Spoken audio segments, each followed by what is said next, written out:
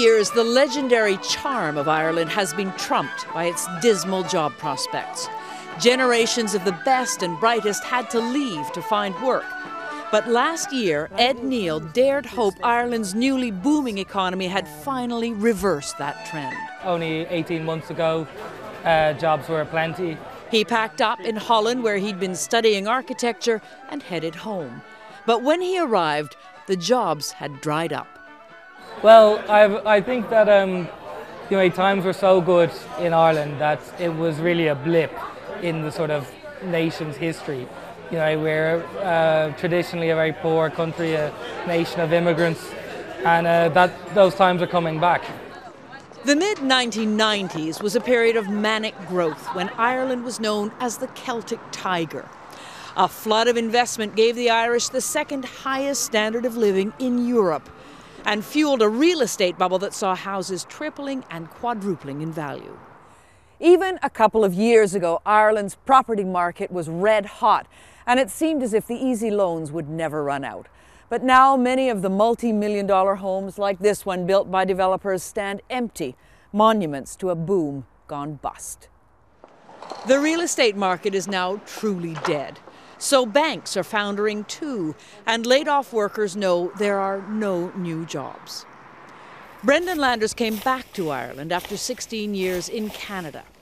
Feeling bitter and betrayed in the wake of the crash, he wrote a column and discovered he wasn't alone.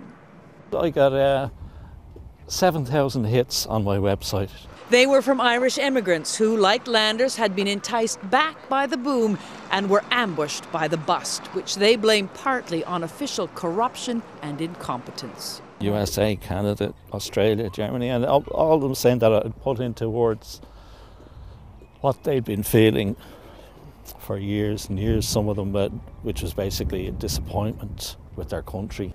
When I was here in the 80s, the place was scandal-ridden with corruption in the financial areas and corporate Ireland. And I came back because I thought that was all over with. And now all the scandals we see now, it's terribly disheartening.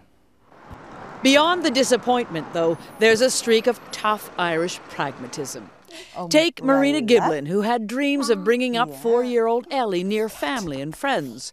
She left San Francisco for Dublin and a good job in banking, a business that has fallen on very hard times. The reality of it is we partied very hard and we forgot there would be a hangover.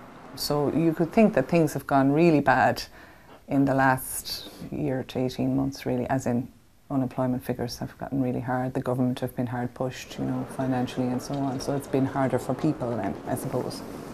You think you'll have to leave again? If I have to go, I'll go. Yeah, I will.